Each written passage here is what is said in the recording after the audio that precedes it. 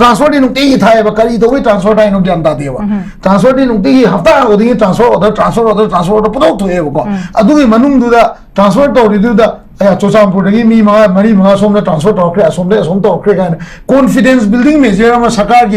ma sabu confidence lai ra bo je mi je moment to ya ni sakar gi administration gi manung da moment to ngamdri ka mai na mi moment to pi ni ai no ba adi ka mai na kama in tawdana IDP do som chape arne haino akhoi ye changmai formula ka tana ti da kawri se indigenous people 1960 70 gi NRC da ya akaro da census ta yaw bo mi do adu gi family do adu di akhoi 1951 na base oi je na NRC da ai ni na adu gi mi jing do na impal da lakwa na madu gi protection do so indigenous people protection je sakar na pibum ngam gadom ne 1960 70 de to gi ba census se masi ye census si da masigi matung da changak pa meeting do moi gi di family tree verify to godam ne ba adu gi meeting du dia koina mayam manar phuto ga karai da tham gi je ha da madu gi ayab le godam ne ba adu di soi le ta bi da administration gi manung da ba da maitei gi side ta naga gi side ta adu ga kuki side ta ne na khaido tham ga na karam mong do no noina akhoi da convince to do khona ri je karai da no ba sungoi ai adum openly ai jage lenga proposu khara wa ga ni manam di party president amadi center gi party president jina ngasi bao moi party group sing gi phamina han mangamdri aduga lan se kuiman gi na conflict se kuiman gi na khoi je ngasai gi kahani cookie group maite group ena sema ga hoji leire abagi mu maite group cookie group naga group ena sema ga leire manipur da hoji mayam gi haina bida lam si government gi lam hoina samna da sigi subdivision gi manung gi lam ni natraga ai gi lam ai kano gi akhoi gi lekai gi lam ni ha gi culture leite manipur da lam ma eta ching gi lam ma eta je sidi romai gi ni naga gi ni kuki gi ni ha gi culture yam chauna lai hoji aduna divisive oi ba idea ai gi community se mai hola thamaga makha dai mai churaga maitai de noiding aman be ade ko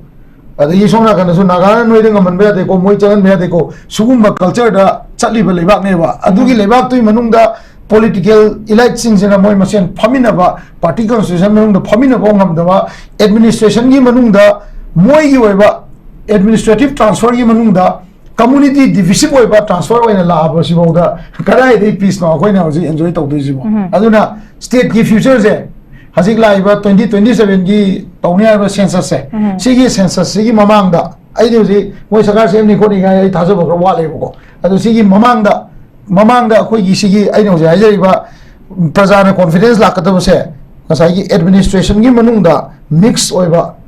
fiba ma ubanga ba aduga sarkar na administrator sing hai tare aduga sarkar gi employees sing je masigi protection gi piba ngama ba adu oi tar ga di IDP sing sigi han don din tawgi room do la kadra adu na tabida lau ba ya ni chalo khoi na sang uni nang na sang uni malem ji da karam bazaar da karai da Guinness World Record bu ha pa ne chahi ani akhoi se sipaina nga akhoi lau jai ga ha pa ne ko sugum ba culture je administration gi manung dagi clean up to kadam ne ba administration gi manung dagi ngasai gi confidence building measures moi dei la kadam ne ba moi dei so la ta bida prajara sum into chalo ngasi ko mi no da invitation la ya mu charan dagi amu ko da mu charan fox ta mu charan dei prajada akhoi na sanagi wari tam muro ga mu thadora moi gi na wari san san da akhoi sakar sem ni na khang le ba moi ma da BJP gi MLA tare da na ki hoi ba moi na separate administration dima telangana su kai do ki gai no adagi Chhattisgarh ga kano ga su kai do ki na ha Bihar ga kai do ki na kamai no kai do through assembly through proper any article adu manipur de adu article jing do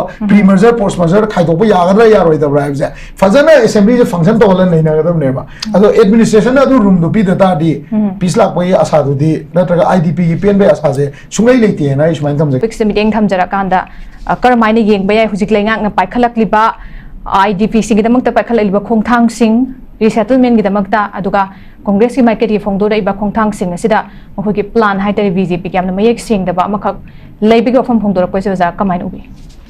ham da ko moi ani sum khunna ba sum ta da wa ra dai ko yam sing na do to parliament gi committee me am le ko prime minister ne head to ba home secretary home minister head to ba economics ki committee je kano se kano ge india ki committee je prime minister head to security cabinet committee or security ga je PM ne head to ko the committee sigi manung da leidna ko Congress ki representative am yang wani BJP yang wani committee room dagi wa am da gang de individual security committee ro sama bukat ke ga na du ikat ke leidna ko the technical report da ne usi me am je political gain ꯂꯧꯅꯕꯀꯣ ꯑꯩ ꯃꯀꯣꯛꯇꯩ ꯑꯗꯨꯝ ꯍꯥꯏꯖꯩꯁꯤꯅꯦ ꯃꯩꯇꯩꯒꯤ ꯃꯃꯤꯡ ꯁꯤꯖꯤꯟꯅꯔꯒ vote ꯂꯦꯞꯄꯒ ꯀꯥꯈꯤꯕ ꯉꯥꯛꯇꯅꯦ ꯍꯟꯗꯛ ꯀꯥꯔꯤꯁꯤꯡꯁꯦ ꯃꯃꯥꯡꯗꯁꯨ ꯃꯅꯤꯄꯨꯔ ꯀꯟꯕꯒꯤ ꯅꯃꯥꯗ ꯍꯥꯏꯇꯥꯔꯦꯅꯦꯀꯣ ꯑꯗꯨꯒ ꯇꯁꯦꯡꯅ ꯍꯣꯏ ꯍꯣꯠꯅꯕꯗꯤ ꯃꯌꯥꯝ ꯍꯣꯠꯅꯃꯤꯟꯅꯗꯦꯗꯤ ꯍꯥꯏꯔꯣꯏ ꯇꯧꯕꯇꯕꯨ ꯁꯤꯒꯤ ꯂꯦꯚꯦꯜꯁꯤ ꯌꯧꯁꯜꯂꯛꯐꯥꯎꯗ ꯁꯨꯝ ꯃꯣꯏ ꯑꯅꯤ ꯍꯨꯟꯅꯔꯒ ꯁꯨꯝ ꯂꯩꯕꯗꯨꯗꯤ ꯇꯥꯕꯗ ꯁꯨꯝ ꯀꯩ ꯍꯥꯏꯅꯤꯀꯣ ꯋꯥꯁꯜꯂꯛꯑꯦ ꯍꯥꯏꯇꯥꯔꯦꯀꯣ ꯇꯥꯕꯗ ꯅꯨꯡꯉꯥꯏꯇꯕ IDPꯁꯨ ꯅꯨꯡꯉꯥꯏꯔꯝꯃꯣꯏ ꯑꯩꯈꯣꯏꯁꯨ ꯅꯨꯡꯉꯥꯏꯇꯦꯀꯣ ꯌꯥꯝ ꯁꯦꯡꯅ ꯍꯥꯏꯕꯗꯀꯣ IDP ꯒꯥꯏꯁꯦ ꯍꯥꯏꯍꯟꯅꯤꯡꯗꯦ ꯍꯥꯏꯇꯥꯔꯦ ꯁꯨꯝꯕ ꯋꯥꯍꯩꯁꯦ ꯑꯗꯒꯤ ꯂꯩꯔꯤꯁꯤ ꯀꯃꯥꯏꯅ ꯂꯩꯒꯦ ꯀꯥꯟꯗ ꯍꯧꯖꯤꯛꯁꯦ ꯋꯥꯔꯤ ꯁꯥꯟꯅꯕꯒꯤ ꯀꯔꯥꯒꯤ ꯃꯌꯥꯝ ꯑꯃ ꯂꯩꯀꯣ ꯑꯗꯨ ꯂꯩꯔꯤꯁꯦ ꯁꯔꯀꯥꯔꯒꯤ ꯂꯩꯔꯤꯕ ꯑꯦꯗꯃꯤꯅꯤꯁꯇ꯭ꯔꯦꯁꯟꯁꯤꯅ ꯏꯟꯇꯔꯅꯦꯜꯂꯤ ꯄ꯭ꯔꯣꯕ꯭ꯂꯦꯝꯁꯤ ꯁꯣꯜቭ ꯇꯧꯅꯕ ꯉꯁꯤꯐꯥꯎ ꯍꯣꯠꯅꯕꯒꯤ ꯃꯃꯤ ꯑꯝꯇ ꯂꯩꯇꯦꯕ IDP ꯋꯥꯔꯤꯁꯦ ꯈꯤꯇꯪ ꯇꯣꯉꯥꯟꯅ ꯊꯝꯖꯦꯕꯀꯣ ꯑꯩꯈꯣꯏꯒꯤ ꯃꯤꯒ ꯈꯥꯏꯗꯣꯛꯅꯈꯤꯕꯁꯤꯗꯤ ꯃꯦꯒꯤ ꯗꯦꯠ 3ꯒꯤ ꯃꯇꯨꯡꯗ ꯗꯦꯠ 4, 5, 6 ꯁ꯭ꯋꯥꯏꯗꯒꯤ ꯈꯥꯏꯗꯣꯛꯅꯕꯅꯤ 10ꯗ ꯈꯥꯏꯗꯣꯛꯄ ꯌꯥꯎꯏ ꯑꯗꯩ ꯀꯣꯀꯣꯃꯤ ꯁ꯭ꯇꯨꯗꯦꯟ ꯋꯤꯡꯒ ꯀꯣꯀꯣꯃꯤꯒ ꯆꯠꯂꯒ ꯃꯣꯏ ꯆꯨꯔꯆꯥꯟꯄꯨꯔꯗꯒꯤ ꯃꯤ ꯁꯣꯝꯗ ꯄꯨꯔꯛꯈꯤꯕ ꯑꯗꯩ ꯁꯣꯝꯒꯤꯁꯨ ꯑꯁꯣꯝꯗ ꯄꯤꯊꯣꯛꯈꯤꯕ ꯁꯤꯒꯨꯝꯕ ꯄꯤꯊꯣꯛꯈꯤꯕ ꯍꯥꯏꯕꯗꯤ ꯁꯤꯆꯨꯋꯦꯁꯟꯗ ꯌꯥꯗꯗꯅꯀꯣ ꯂꯩꯕ ꯌꯥꯗꯕꯒꯤ ꯁꯤꯆꯨꯋꯦꯁꯟ ꯃꯣꯔꯦꯗꯒꯤ ꯑꯩꯈꯣꯏ ꯄꯨꯊꯣꯛꯈꯤꯕ ꯊꯥꯈꯥꯏ ꯑꯃ ꯀꯩ ꯑꯃ ꯂꯩꯔ ꯉꯥꯛꯇꯅꯦꯕ ꯁꯤꯗ ꯌꯦꯡꯗꯣꯏꯁꯤ ꯀꯩꯅꯣ ꯍꯥꯏ ꯀꯥꯟꯗꯀꯣ ꯑꯩꯈꯣꯏꯅ ꯍꯧꯖꯤꯛ ꯏꯟꯇꯔꯅꯦꯜꯂꯤ ꯗꯤꯁꯄ꯭ꯂꯦꯁ ꯄꯤꯄꯜ ꯅꯠꯇ꯭ꯔꯒ ꯄꯔꯁꯟ ꯍꯥꯏꯁꯦ ꯁꯤꯒꯤ ꯃꯅꯨꯡꯗ ꯁꯤ ꯈꯤꯇꯪ ꯃꯇꯥꯏꯗ ꯉꯥꯛꯇꯪ ꯊꯝꯖꯦꯕꯀꯣ ꯒꯚꯔꯟꯃꯦꯟꯒꯤ ꯑꯦꯗꯃꯤꯅꯤꯁꯇ꯭ꯔꯦꯁꯟꯒꯤ ꯃꯅꯨꯡꯗ ꯗꯤꯁꯄ꯭ꯂꯦꯁ ꯑꯦꯗꯃꯤꯅꯤꯁꯇ꯭ꯔꯦꯇꯤቭ ꯄꯤꯄꯜ ꯃꯌꯥꯝ ꯂꯩꯔꯤꯕ ꯄꯨꯂꯤꯁꯇ ꯂꯩꯔꯤ ꯑꯗꯒꯤ ꯗꯤꯄꯥꯔꯠꯃꯦꯟ ꯈꯨꯗꯤꯡꯒꯤ ꯃꯥꯒꯤ ꯇ꯭ꯔꯥꯟꯁꯐꯔ ꯂꯣꯏ ꯂꯩꯌꯦꯕ ꯁꯣꯝꯗ ꯂꯩꯌꯦꯕ ꯁꯔꯀꯥꯔꯁꯤꯗ ꯑꯩꯈꯣꯏꯅ IDPꯒꯤꯗꯃꯛ ꯑꯩꯈꯣꯏꯅ ꯉꯥꯡꯕꯁꯦ ꯅꯠꯇ꯭ꯔꯒ IDPꯒꯤꯗꯃꯛ ꯁꯤ ꯇꯧꯁꯦꯅ ꯑꯩꯈꯣꯏ ꯉꯁꯤꯁꯨ UCMꯒꯤ ꯑꯣꯐꯤꯁꯇ ꯀꯣꯀꯣꯃꯤꯒ IDPꯒ ꯃꯣꯏ ꯃꯌꯥꯝ ꯃꯣꯔꯦꯒꯤ ꯑꯗꯒꯤ ꯃꯣꯏꯔꯥꯡꯒꯤ ꯀꯩꯅꯣꯒꯤ ꯆꯨꯔꯆꯥꯟꯄꯨꯔꯒꯤ ꯐꯝꯃꯤꯟꯅꯔꯒ ꯀꯩꯀꯩ ꯍꯧꯖꯤꯛ ꯂꯩꯔꯤꯕ ꯄꯣꯖꯤꯁꯟꯁꯤꯡꯁꯦ ꯂꯣꯏ ꯇꯥꯟꯅ ꯈꯣꯠꯅꯗꯅ ꯉꯁꯤꯁꯨ ꯑꯗꯨꯝ ꯇꯧꯔꯤꯀꯣ ꯑꯗꯣ ꯃꯁꯤꯒꯤ ꯄꯣꯠꯁꯤ ꯈꯤꯇꯪ ꯋꯥꯡꯕ ꯊꯝꯀꯥꯟꯗ ꯑꯦꯗꯃꯤꯅꯤꯁꯇ꯭ꯔꯦꯁꯟꯒꯤ ꯋꯤꯂꯤꯡꯅꯦꯁꯁꯦ ꯈꯔ ꯋꯥꯠꯄ꯭ꯔꯥ ꯍꯥꯏꯅ ꯈꯜꯂꯦꯕ ꯃꯔꯝꯗꯤ ꯑꯦꯗꯃꯤꯅꯤꯁꯇ꯭ꯔꯦꯁꯟ ꯏꯠꯁꯦꯜꯐ ꯃꯅꯨꯡꯗꯀꯣ ꯃꯣꯏꯒꯤ ꯑꯣꯏꯕ ꯄ꯭ꯔꯣꯚꯤꯖꯟꯗ ꯃꯣꯏꯅ ꯏꯟꯇꯔꯅꯦꯜꯂꯤ ꯗꯤꯁꯄ꯭ꯂꯦꯁ ꯇꯧꯈ꯭ꯔꯕ ꯃꯣꯏꯒꯤ ꯄꯔꯁꯅꯦꯜꯁꯤꯡꯁꯦ ꯍꯥꯟꯅꯒꯤ ꯖꯒꯥ ꯐꯤꯠ ꯇꯧꯕ ꯉꯝꯗ꯭ꯔꯤꯕ ꯍꯧꯖꯤꯛꯐꯥꯎ ꯈ꯭ꯋꯥꯏ ꯁꯥꯊꯤꯁꯤꯅꯦꯕ ꯃꯣꯏꯅ ꯑꯗꯨꯒꯤ ꯀꯣꯟꯐꯤꯗꯦꯟꯁꯇꯣ ꯄꯤꯕ ꯉꯝꯗꯅ ꯀꯃꯥꯏꯅ IDPꯁꯤꯡꯁꯦ ꯑꯁꯣꯝꯗ ꯗꯤꯁꯦꯝꯕꯔꯗ ꯍꯟꯖꯤꯜꯍꯜꯂꯅꯤ ꯅꯠꯇ꯭ꯔꯒ ꯌꯨꯝ ꯁꯥꯕꯤꯔꯅꯤ ꯁꯔꯀꯥꯔꯒꯤ ꯃꯤꯁꯦ ꯑꯩ ꯀꯔꯝ ꯍꯥꯏꯖꯒꯦꯕꯀꯣ ꯊꯥꯗꯧꯒꯤ ꯃꯤ ꯍꯥꯏꯔꯁꯤꯀꯣ ꯅꯠꯇ꯭ꯔꯒ ꯃꯩꯇꯩꯒꯤ ꯍꯥꯏꯔꯣ ꯆꯨꯔꯆꯥꯟꯄꯨꯔ ꯄꯣꯁꯇꯤꯡ ꯇꯥꯔꯒ ꯃꯥ ꯀ꯭ꯋꯥꯇꯔ ꯂꯧ ꯂꯩꯗꯣꯔꯤꯕꯅꯤ ꯁꯔꯀꯥꯔꯒꯤ DC ꯑꯣꯐꯤꯁ ꯃꯅꯨꯡꯗ ꯀꯦꯝꯄꯁꯇ ꯀ꯭ꯋꯥꯇꯔ ꯄꯤꯗꯣꯔꯤꯅꯤ ꯀꯩꯅꯣ ꯄꯨꯂꯤꯁ ꯑꯣꯐꯤꯁꯥꯔ ꯑꯃ ꯑꯣꯏꯔꯀꯥꯟꯗ ꯃꯗꯨꯒꯤ ꯗꯤꯁꯇ꯭ꯔꯤꯛ ꯍꯦꯗ ꯀ꯭ꯋꯥꯇꯔ ꯃꯅꯨꯡꯗ ꯀ꯭ꯋꯥꯇꯔ ꯄꯤꯔ ꯂꯩꯕ ꯌꯥꯏ ꯃꯥꯒꯤ ꯑꯦꯗꯤꯀ꯭ꯋꯦꯠ ꯁꯦꯀ꯭ꯌꯨꯔꯤꯇꯤ ꯄꯤꯕ ꯌꯥꯏ ꯃꯥꯏ ꯐꯣꯔꯃꯨꯂꯥ ꯌꯥꯝ ꯂꯩꯌꯦꯕ ꯇꯧꯅꯕ ꯁꯤꯃꯤꯂꯔꯂꯤ ꯁꯣꯝꯗꯁꯨ ꯁꯣꯝ ꯅꯥꯀꯟꯗꯁꯨ ꯁꯤꯗ ꯂꯩꯔꯝꯃꯤꯕ ꯑꯣꯐꯤꯁꯤꯌꯦꯜꯁꯤꯡꯗꯣ ꯂꯝꯐꯦꯜ ꯀ꯭ꯋꯥꯇꯔꯗ ꯀꯥꯏꯁꯦ ꯇ꯭ꯔꯥꯏꯕꯦꯜ ꯀ꯭ꯋꯥꯇꯔꯗ ꯑꯗꯒꯤ ꯆꯦꯛꯀꯣꯟꯗ ꯀꯩꯗ ꯂꯩꯔꯝꯃꯤ ꯃꯌꯥꯝꯁꯦ ꯁꯔꯀꯥꯔꯅ ꯐꯖꯅ ꯆꯞ ꯆꯥꯕ ꯁꯦꯀ꯭ꯌꯨꯔꯤꯇꯤ ꯄꯤꯔꯀꯥꯟꯗ ꯏꯟꯇꯔꯅꯦꯜꯂꯤ ꯗꯤꯁꯄ꯭ꯂꯦꯁ ꯁꯔꯀꯥꯔꯒꯤ ꯑꯦꯗꯃꯤꯅꯤꯁꯇ꯭ꯔꯦꯇꯤቭ ꯄꯔꯁꯅꯦꯜꯁꯤꯡꯁꯦ ꯑꯝꯇ ꯍꯥꯟꯅ ꯄꯨꯔꯛꯑꯣꯕ ꯃꯥꯏ ꯖꯒꯥꯗꯀꯣ ꯀꯣꯟꯐꯤꯗꯦꯟꯁ ꯑꯃ ꯂꯥꯛꯀꯅꯦꯕ प्रजागी मनुंग नांगे अखोई सिदा IRB मनुंग से 3 IRB दा कनोना थौबाल की मीने याम जता हजु मोय मनुंग लेरंबा मोरे दगी और टेक्नोपॉल दगी खनबदे और 3 IRB मनुंग 7 MR फर्स्ट MR वाइबु को फर्स्ट IRB then से department of agriculture department of horticulture हा सी अदगी से कनो की MSPDCL लेबे डिपार्टमेंट में हमसे लेरंबा अखोई की पीपल टू पीपल की डिवीजन आइता है सी डिवीजन जे सरकार ना हाना मोय मनुंग दा हाना solve तौदमने C solve तौदना internally displaced people da adu pne na pne masagi mi du hom jana puraga punjal laga wajana punjal la kanda thabak to honba ngam da government du na kamai to na IDP matang da lupa lising humna pe lam pe yum adu wanga du kaino adu ta ba da wai ba ko tasing na ta ba da wai adu ga nungsno ai te mi wona hena provoke to boina thoi ai tare adagi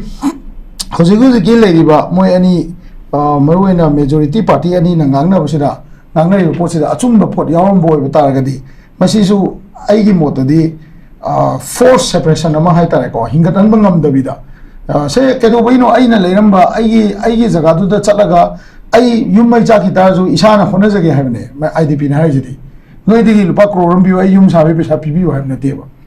अदुबो ngaraang di popular na congress ki president na bohai bohai re ko ngasai mi ki kro changa sa gi do mangra do moi na ka ju singada ba ngamada su na te moi hona jage hai bane adagi ngasai gi madu gi oi ba tongan ba compensation ama yum gi mai chak pai khot pai adu relief ki material moi na hai se relief ki material ne ba koi na ai gi se government lai thok gi yam lai ni su lai thok pai ko yam sing na ha di kamai to ge gan da se masi mawang gi sing a chaw ma chaw gi bi gi experience ni ko बाजार मनुंग ने हम चावना कबार तो मीसिंग से मल्टीपुखिया side godown ले मीसिंग से पैसा हम मांगना देबा मोय मचिन ने पैसा मांगे है वाने बा कबाइने मांगने दगे है काना मोय वेयर हाउसिंग से पर्टिकुलर प्रोडक्ट की मोय इंश्योरेंस लोय लव ले में बाजार मनुंग इंश्योरेंस लोय लव मने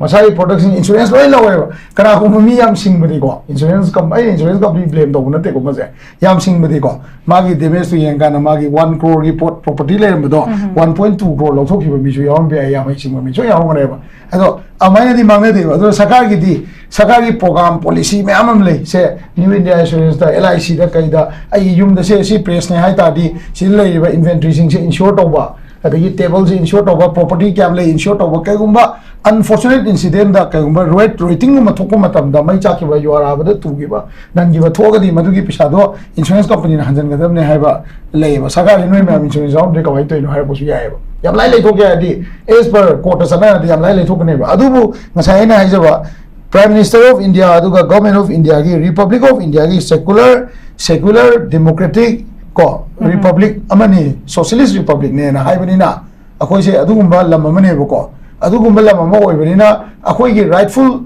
hak to pibi wa ne ko haije ada moi ani ne ju pagang ang na ga aina sai je do akoi ki parliament ki committee me amam le ri ba se ko committee for economy committee for development adu ada de cabinet committee for security sigi manung da gi taw bo khari yeng ni ba si manung da akoi na kim committee sida akoi ni si pukat kre ga na committee ki minutes of meeting do da parliament da putorok na akoi committee do puto kanda aina as an MP BJP ki waina aina pukala kanda committee ne yarak tre ga na kakhala pra akoi manipur jibu kari status ta as a parliament da ko Indian parliament sida akoi manipur ki status se kari no ai do adugum do uni nya am ya so ai ngang na do di sidi aina sunum bangai hai bi sidi aina hojik chama cham putho dum chai yu da ai ju khara di khadum viral sakadi ko makha da thagat pa mi jo kani hat kya mi jo kani adu maina politics se sidi adu maina di tawning de ba ada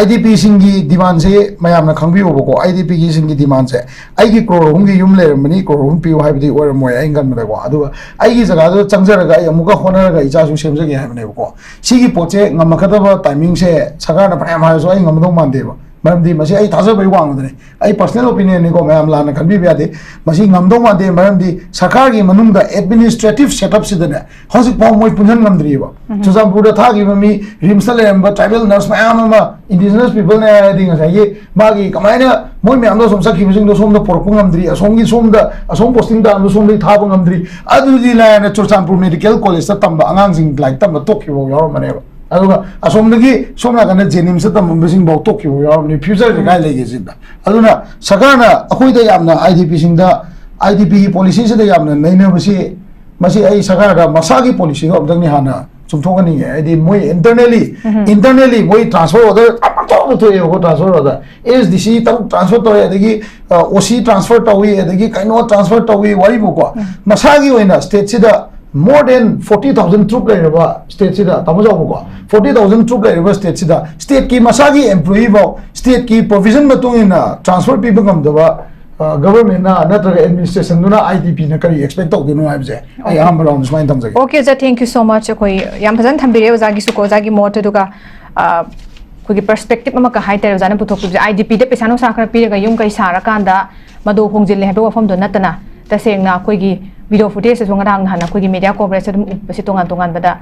hanjalaga ma adu da mafam mungsa roi da boita da koi haning dre se sum laininge angang seng direct lai su tamba laita lai da bagi sta mayam wa ba seida mafam du da tang ta bagi adu gi security da ma laitra ga da koi sum lai rage se sum hong tana haibai wafam phongdok paso koi ta da bana ti IDP sing gi marak tagi adu ga amuk su mani sing ba ya ba se koi na laingak na koi bi chang ba yare changhan ba han bi ni yar ni haiba mafam sing gi da lai ba yum sing siga thang na ba hai ta re koi pauche kai ka da su yaw si yum pham du mapu hane gi du na adum hane pibam du da back to normal ane bisi circle sida dum irang si boroi sin jakram direction da kamai lak pe nan khan bi oja ga beni khongthang se kamai tham bini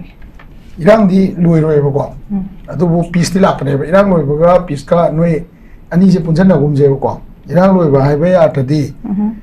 irang kamai loi de am tang pasan khalu ne ngarang han kari channel da new notice no kai no ma ba ga kuki bigi moi spokesperson la kana kana moi ani hum discussion nama tawe ko panel discussion they have openly said yam line ha ko kai ta manung da nuai to phau mami mu de because of the crisis karna te ko moija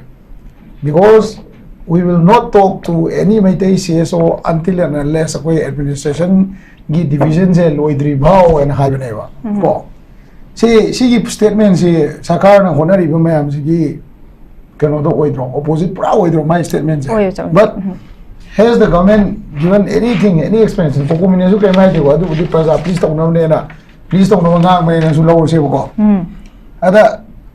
kam ba angle da no bo ji November December da charan ni ko na hoi khara di to be e khara nuai na ko e keno khara game khara makha da le mo mathak ta ka thangat pro phom khara pong dok ba adigi game su game ga ji bo kai no su game ji bo how is it possible India guma democratic country ma da praja ne elect to ba adugumba government leiba masagi oba praja gi text gi praja na masana willingly thizaba ya jab text gi same raba adugumba kano law gi oba agency leiba jaga sing sida amu khulai pai ba anuba mai magi agenda ra khulai pai ba state pu save to no na ta ai community bu laiba pali bele ngak sin namda bire government of India na namda bire leidra ko adugumba agenda ra tholok ba khulai pai ba mayam du suspension of operation and a sign to Kanda Kari the Bogi Mogi designated camp to Anna beyond the control of a battalion or any legal Kanogi Mogi Wang Tamaganda command of the Moy operate on doing noise in Eva Quina. Quite the biggest questions.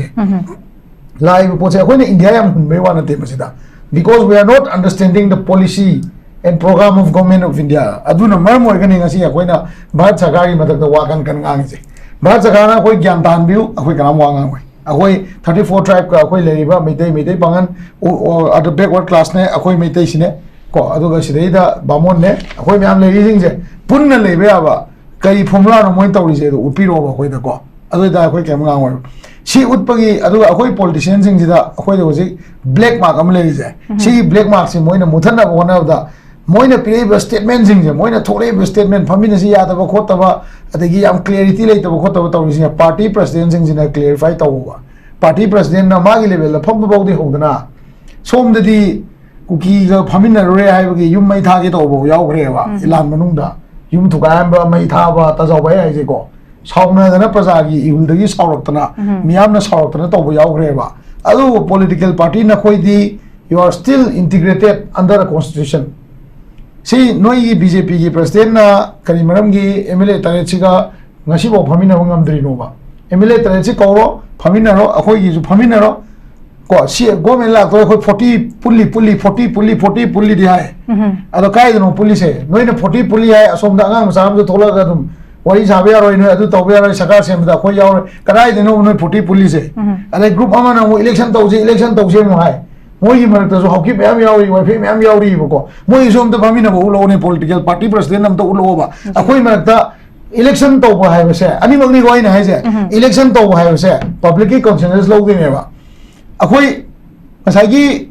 karo separate administration gi na lei bising do manipuri assembly se function to laga akoi manipur miyam the indigenous tribes sing da why we are asking for separate administration whether it is applicable under any of the Indian constitution if not applicable Karamba article ne yaad rino karigi yaad rino Manipur gi pre-merger post-merger status se kaino ga aise akoi assembly da nahi na ga ichino me amse amta gyan ta minna seba leader ne na ekda thola ga le khol de ko tholo ko dona ekda thola ba nga na di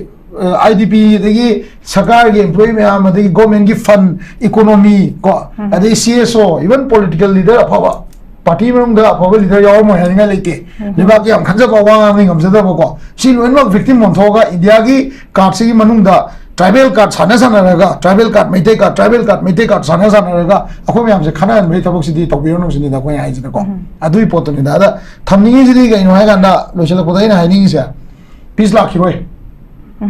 samna da peace la khiroi ha be atadi ga no ha ga da sakar se masagi employees sing se mai magi jaga da fit to ngam driba employee asomgi indigenous tribe to sida pora thabak tawon ngam driba apart from highly decorated or high ranked officials IAS achoba additional chief secretary ba adu ba udreo sida ai wakanda adu ba leitreba mi den lemse bi dong ne den lemse adu suma retire be gi leitreba adu dadi imbal sigi valley manung sida administration jina noina confidence only se peace port tore laktore hai se noi manung da ba noi transfer la udna khotna ai ngasi akoi keno to ni sidagi munoi transfer ni nukti thai ba kari do transfer dai no gyan da dewa transfer ni nukti hafta odi transfer order pudo to e ko adu gi manung du da transfer to ri du da aya chosampur dagi mi ma mari ma som da transfer to kre som to kre kan confidence building measure ma sakar masabu confidence lai ra boji ni je moment to ya ni sakar gi administration ni manung da moment to ngam dri kama ina mi moment to pi ni ai no ba adi kama ina kamain to na IDP do som chape arne hai no akoi ye changmai formula ka tana ti da ka ri se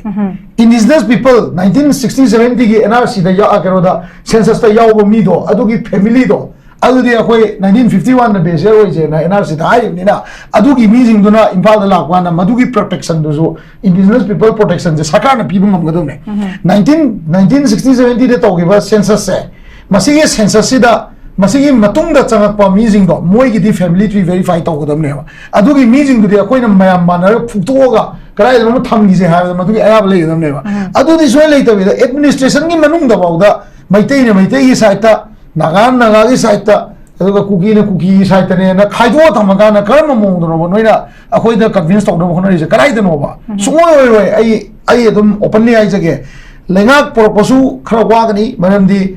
party president amadi center gi party president jina ngasi bao moi party group sing gi phamina han mangamdri aduga lan je kuiman gi na conflict je kuiman gi na khoi je ngasai gi ka ni cookie group maite group na sema ga hoji leire alagi mu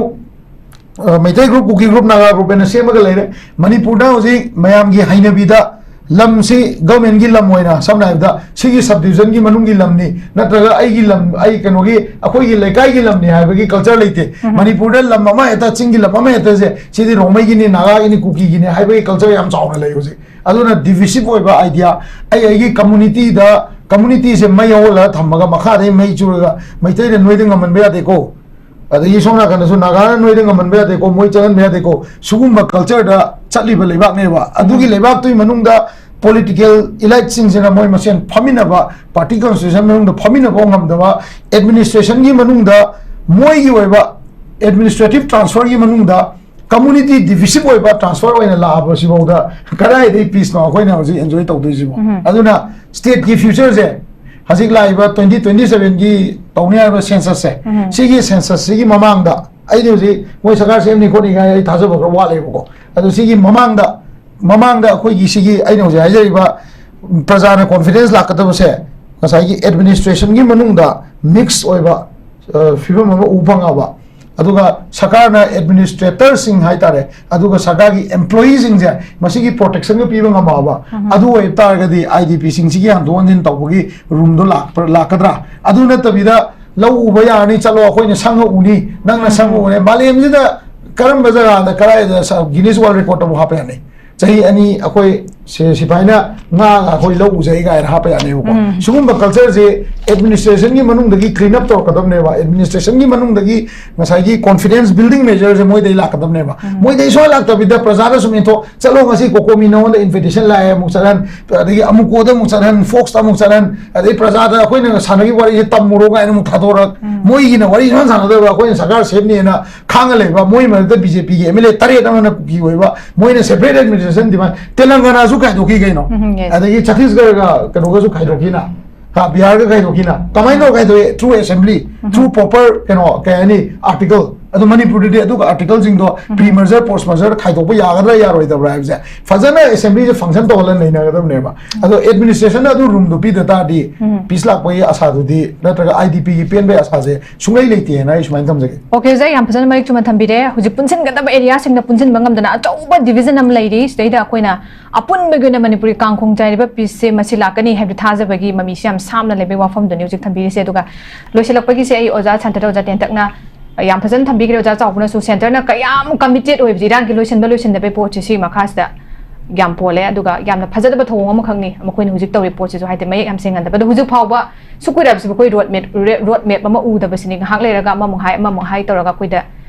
mayek sing si matang dang ba ma pi da basi maksu koi je kadai da thamin hobe yamna ka ngau na han ba apot am su leire hai ta tuna loisilak pai ja santa da ja yam phajan su thambi gre mamang da mayam am su ai closing remark na te tanga thambi oja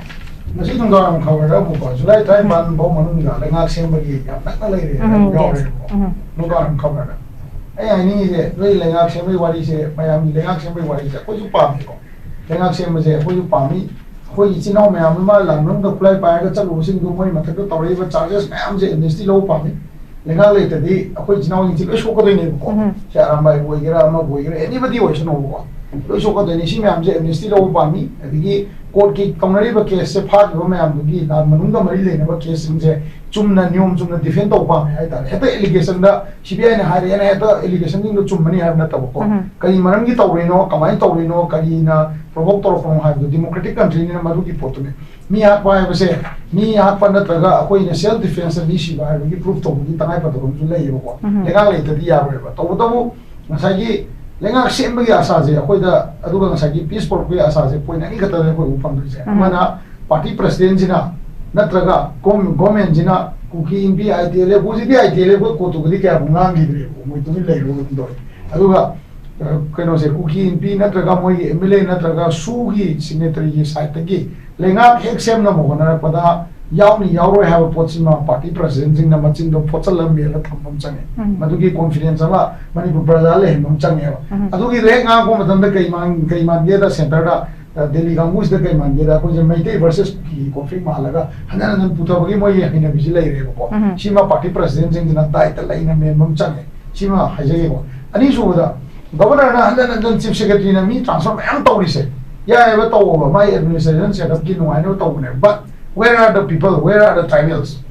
Where are the indigenous people? No, so some brother tangayam tangraga school kangobi tangayam tamba mau tangayam tamne se kano tangayam tangraga me no mix up to ulo waiba ina hajini isna ko som da gitsak kiba rims kisu to biro director na magi my board ani rims the tribal nurse cam there me usi amto uge ambo lei tamale ado kai chakram no ado poro changalo security pu ke pas manung da kamai to confidence building ma oro ba idp sin da ko ju sangba yado male अखोज ए मोय dreams अपन हम ले हो रे रे अदु ले हो रे एयरपोर्ट ले रे अदगी के नो ले रे एजी द कैम दो मीटर बे नमा म्या हो ना को अदु मे अदु लोइन म लंगरा सोना सोंगी थमगा पीस पोर कनी गाय न पुआ ngang दि नो प्रजा द कॉन्फिडेंस बिल्डिंग मेजर म तोपिउ सीओसो सिंग न वरी साना बचत बसिंग जे सी वर्थ ओय बगी मोंग दा if you call us for talks